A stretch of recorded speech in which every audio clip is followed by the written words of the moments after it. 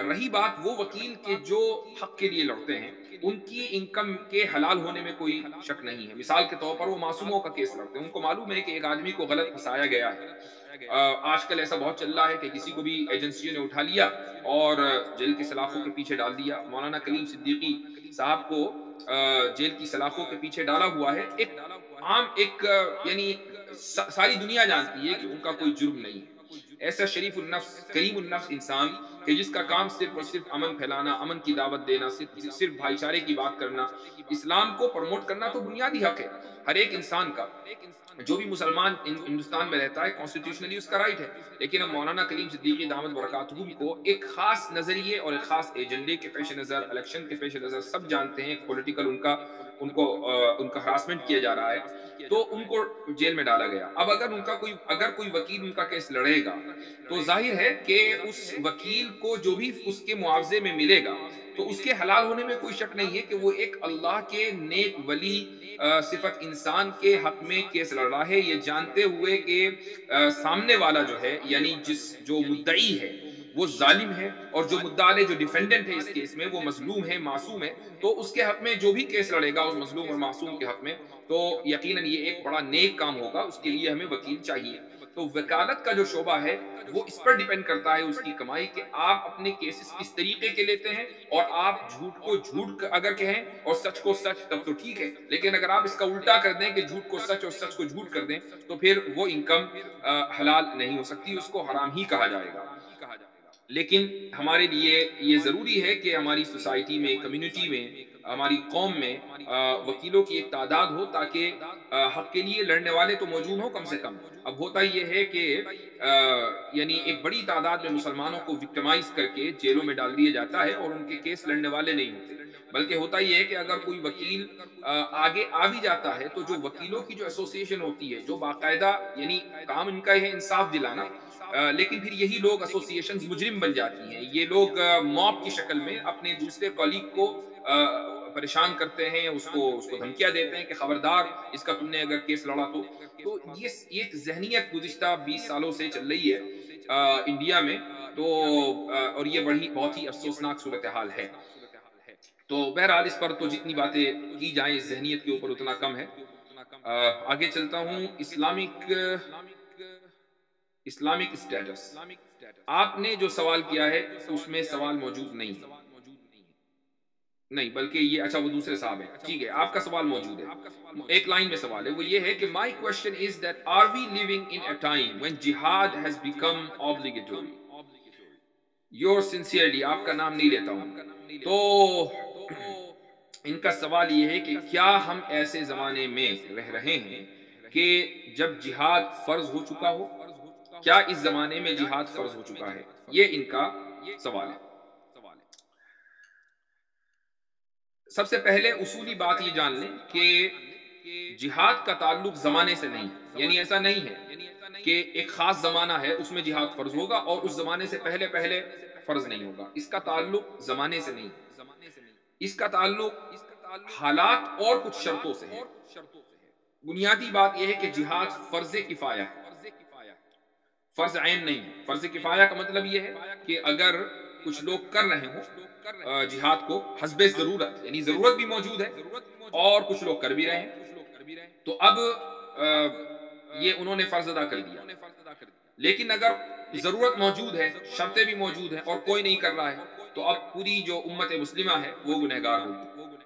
یہ بنیادی طور پر یہ اصولی مسئلہ میں نے آپ کو بتا دیا۔ اب اس کی شرطیں کیا ہیں وہ شرطیں بھی سن لیجئے۔ سب سے پہلی شرط یہ ہے کہ جو جہاد کرنے والا ہے وہ مکلف ہو، یعنی جس طریقے سے ایک نماز اس پر فرض ہوگی یا حج اس پر فرض ہوگا، جو مکلف ہو، عاقل ہو، بالغ ہو، مسلمان ہو، ساتھ میں اس کے پاس اتنے اخراجات ہوں کہ وہ سفر کر سکے حج کا، اور اپنی فیملی کے لیے وہ اتنا چھوڑ کر جائے کہ اس کے پیچھے وہ آرام سے زندگی گزار سکیں۔ یہی تمام شرطیں جہاد کے لیے بھی ہیں۔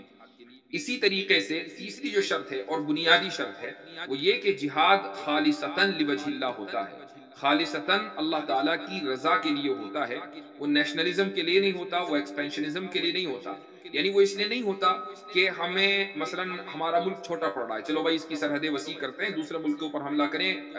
پڑوس کے اوپر، اور اس کو اپنے ملک میں شامل کر لیں. اس لیے جہاد نہیں ہوتا. یہ جہاد اگر اس مقصد سے کیا جائے گا تو وہ جہاد نہیں ہے، فساد ہے. یا اسی طریقے سے اگر کوئی آدمی یا کوئی حکومت اس لیے جہاد کر رہی ہے کہ مثلا ہمیں ہماری قوم کے کچھ لوگ فلاں ملک میں آباد ہیں اور یہ ایک نیشن ہے، لہٰذا یہاں سے لے کر وہاں تک کہ اس نیشن کا ملک ہونا چاہیے، تو نیشنلزم کی بنیاد کے اوپر جو لڑائی ہوتی ہے اس کو جہاد نہیں کہا جا سکتا. اب آپ اس کے، یہ میں نے اصولی بات بتا دی، اس کی جو مثالیں ہیں وہ خود ہی آپ فٹ کرتے چلے جائیں. دنیا میں جہاں جہاں جنگیں چل رہی ہیں وہاں اگر خالصتاً لوجہ اللہ کام ہو رہا ہے تو آپ پھر دوسری شرطوں کو سامنے رکھ کر کہہ سکتے ہیں کہ جہاد ہے. اور جہاں جنگیں چل رہی ہیں اور وہاں لوجہ اللہ کام نہیں ہو رہا ہے بلکہ نیشنلزم،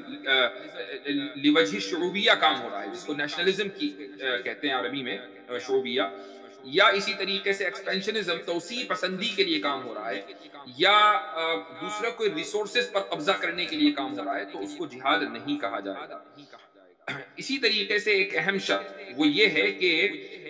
جہاد کے لیے کہ دعوت دین پہلے دی جائے، اور اس کے بعد پھر اگر دعوت دین قبول نہ ہو تب جہاد کیا جا سکتا ہے. مثلا کسی دوسرے ملک پر حملہ کیا اور وہاں دعوت دین نہیں دی، تو چونکہ جہاد خالصتاً لوجہ اللہ ہے تو دعوت اللہ دینا ضروری ہے. تو اگر دعوت اللہ نہیں دی اور اس کے اوپر حملہ کر دیا تو یہ حرام ہوگا، یہ جہاد جائز نہیں ہے. اسی طریقے سے پانچویں جو شرط ہے وہ یہ ہے کہ دونوں قوموں کے درمیان کوئی معاہدہ اور میثاق نہ ہو. میثاق بولتے ہیں کویننٹ کو. اگر دو قوموں کے درمیان معاہدہ ہے، مثال کے طور پر آج دو ملکوں کے درمیان یونائٹڈ نیشن کے پلیٹ فارم پر یہ معاہدہ ہو گیا کہ ہم جنگ نہیں کریں گے ایک دوسرے کے خلاف، اگر یہ جنگ بندی کا معاہدہ ہو گیا تو اس معاہدے کی پاسداری کرنا مسلم ملک کے لیے ضروری ہے، اور اس کے لیے جائز نہیں ہے کہ اس معاہدے کو توڑ کر وہ دوسرے ملک کے اوپر حملہ کرے، الا یہ کہ دوسرا ملک خود ہی اس معاہدے کو توڑ دے تو بات الگ ہے. تو یہ پانچویں شرط ہے. چھٹی شرط جو ہے وہ یہ ہے کہ اس وقت تک جہاد جائز نہیں ہے جب تک غلبے کا ظن غالب نہ ہو. یہ بھی ایک اہم چیز ہے، اس سے بہت سے لوگ وہ کو حیرت ہوگی. یعنی آپ کو کم سے کم آپ کے جو سٹیٹسٹکس ہیں یا آپ کے جو اعداد و شمار ہیں، آپ کی طاقت ہے وہ اتنی ہونی چاہیے کہ آپ کو لگے کہ ہاں بھائی چلو دیر سویر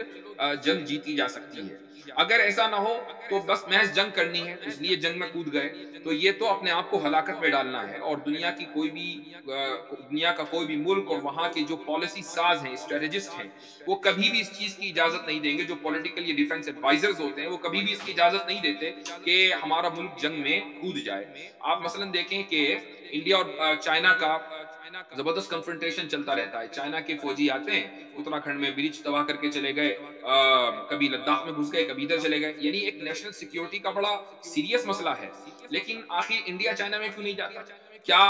انڈین پرائم منسٹر کو جو پولیٹیکل یا ڈیفنس کے جو ایڈوائزرز ہوتے ہوں گے وہ یہ مشورہ اگر دیں کہ آپ چائنا میں آرام سے بیجنگ کا چکر لگا کر آئے آپ کی فوجیں، تو ان کو معلوم ہے کہ اگر آپ یہ کریں گے تو چائنا کی طرف سے زبردست ریٹیلیشن ہوگا، جس کو یہ دنیا جانتی ہے کہ چائنا ایک انڈیا کے مقابلے میں ایک بہت بڑی پاور ہے. اور انفارچونیٹلی ہمارا جو ملک ہے وہ اس جگہ تک نہیں پہنچ پایا انٹرنل مسائل کی وجہ سے، کیونکہ ہمارے جو پولیٹیشنز ہیں وہ گائے کا گوشت ہے کہ بکرے کا گوشت ہے اس میں زیادہ مصروف ہیں. وہ اس میں زیادہ مصروف ہیں کہ بھائی فلاں منسٹر نے مثلا گاڑی چڑھا دی کچھ کسانوں کے اوپر تو اس کے بچے کو کیسے بچانا ہے، تو ان چیزوں میں زیادہ مصروف ہیں. تو جو ملک کو ترقی دینے کے لیے جو طاقت اور جو ٹیکنالوجی چاہیے اس میں ذہن چلتا نہیں ہے، اس لیے چائنا کے مقابلے میں وہ ابھی اپنے ملک کو بنا نہیں پائے ہیں. تو یہی وجہ ہے کہ چائنا کے فوجی آتے ہیں انڈیا میں اور چکر وکر لگا کر ناشتہ پانی کر کے آرام سے نکل جاتے ہیں، اور آپ کو نہ ان کو پکڑ کر گرفتار کرنے کی نوبت آتی ہے. جب وہ چلے جاتے ہیں تو میڈیا میں بریک آؤٹ ہوتی ہے نیوز کہ ہاں بھائی وہ آئے تھے اور اس طریقے سے تباہی پھیلا کر چلے گئے. تو یہ ایڈوائزرز نے ان کو بتا رکھا ہے پولیٹیشنز کو کہ آپ اگر یہی حرکت کریں گے تو زبردست ریٹیلیشن ہوگا، اور امکان غالب ظن غالب یہ ہے، اسٹرانگر اسمپشن یہ ہے کہ آپ اس ریٹیلیشن کو برداشت نہیں کر پائیں گے. تو اس لیے انڈیا یہ کام نہیں کرتا. تو یہ ساری دنیا کے جتنے بھی ممالک ہیں سب اسی طریقے سے آپریٹ کرتے ہیں. ہر ایک آدمی اپنا چیک اینڈ بیلنس کرتا ہے، اس کے بعد پھر دوسرے ملک میں گھستا ہے.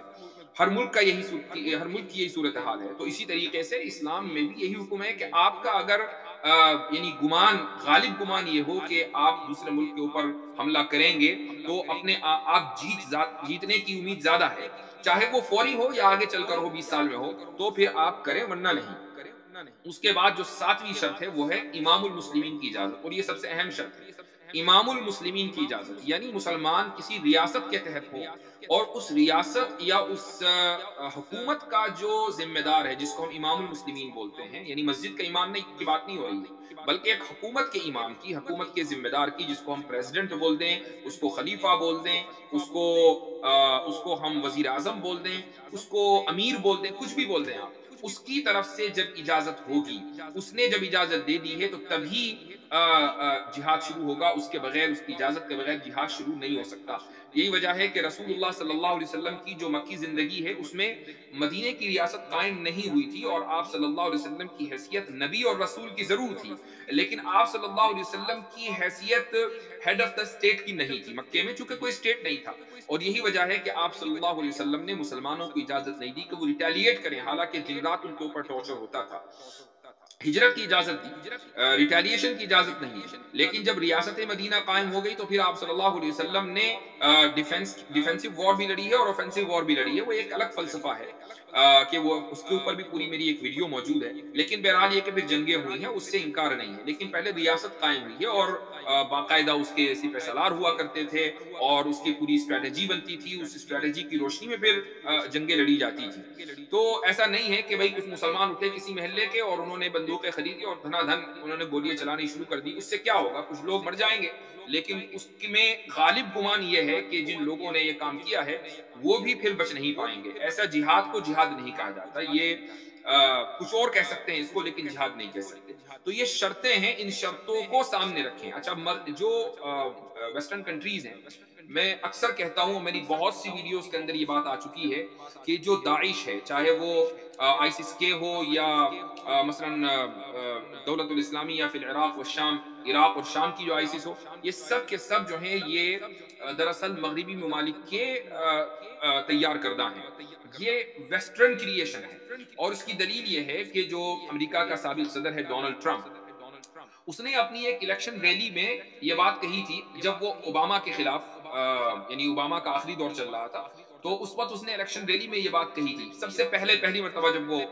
یعنی دوسری الیکشن ریلی میں نہیں بلکہ پہلی الیکشن ریلی میں، اور وہ آن ریکارڈ ہے، آپ گوگل کر سکتے ہیں، اس نے یہ کہا کہ آئیسس کو تو اوباما نے بنایا ہے۔ تو گویا کہ اس نے ایک راز افشا کر دیا۔ یہ الگ بات ہے کہ اس کی کیمپین کی طرف سے پھر بعد میں تردید آئی، لیکن آپ کو پتا ہے کہ وہ بہت بڑبولا آدمی تھا کہ کچھ بھی منہ میں آیا اس نے بک دیا۔ تو اس نے ایک بات کہہ دی کہ بھئی یہ تو ہمارے ہمارے جو پولیٹیشنز ہیں انہوں نے ہی بنائی ہے، اور یہ اس کی دلیل یہ ہے کہ اس کے جو سب سے زیادہ وکٹمز ہیں، سب سے زیادہ نہیں، سارے جتنے بھی وکٹمز ہیں آئیسس کے، وہ کون ہیں؟ وہ سارے کے سارے مسلمان ہیں۔ بھائی اگر یہ مسلمانوں کی تنظیم ہوتی جس کا مقصد جہاد ہے غیر مسلموں کے خلاف، تو غیر مسلم ہوتے نا وکٹمز، سارے کے سارے مسلمان کیوں ہیں؟ یہ مسجدوں کے اندر بم کیوں پھوڑتے ہیں؟ یہ معصوموں کو کیوں جان کیوں لیتے ہیں؟ ابھی قندوز میں افغانستان میں 50 یا ایک رپورٹ کے مطابق 300 مسلمانوں کو جو نماز پڑھنے گئے تھے ان کو شہید کر دیا۔ تو آئیسس کا جہاد سے کیا واسطہ ہو سکتا ہے؟ کوئی واسطہ نہیں، لیکن چونکہ جن لوگوں نے اس کو کریٹ کیا ہے ان کو یہ پتا ہے کہ ان کے یہاں ایک شرط یہ ہے کہ امام المسلمین ہو، یعنی امیر المؤمنین ہو، لہٰذا ابو بکر بغدادی کے نام سے ایک سو کالڈ امیر المؤمنین لانچ کیا گیا، اور اس کے بعد یہ کہا گیا کہ ہم نے اسٹیٹ بھی بنا لیا۔ اب اسٹیٹ نے پھر لوگوں کو اپیل کی کہ چلو بھائی آؤ ہمیں جوائن کرو، کچھ جاہل قسم کے مسلمان اس میں جوائن ہو گئے، یہ سمجھنے کے لیے کہ ایک بہت مقدس فریضہ ہے۔ لیکن اب گزشتہ جب یہ سلسلہ شروع ہوا تھا اس وقت تقریباً غالباً 2011-12 میں، لیکن اب جا کر گزشتہ 2-3 سالوں کے اندر یہ بات، یہ حقیقت ساری دنیا کے سامنے آشکارا ہو چکی ہے کہ یہ خالصتاً ایک ٹیررسٹ آرگنائزیشن ہے کہ جس کو مغرب نے بنایا ہے، اور اس کا مقصد صرف اور صرف یہ ہے کہ مسلمان ممالک کے اندر زیادہ سے زیادہ انریسٹ کریٹ کیا جائے۔ تو کہنے کا مقصد یہ ہے کہ جب یہ شرطیں پائی جاتی ہیں تو اس وقت پھر جہاد ہوتا ہے۔ ان شرطوں کی عدم موجودگی میں اگر یہ شرطیں نہ ہو تو جو بھی لڑائی ہوگی اس کو جہاد نہیں کہا جا سکتا، کچھ اور کہا جا سکتا ہو تو کہیں۔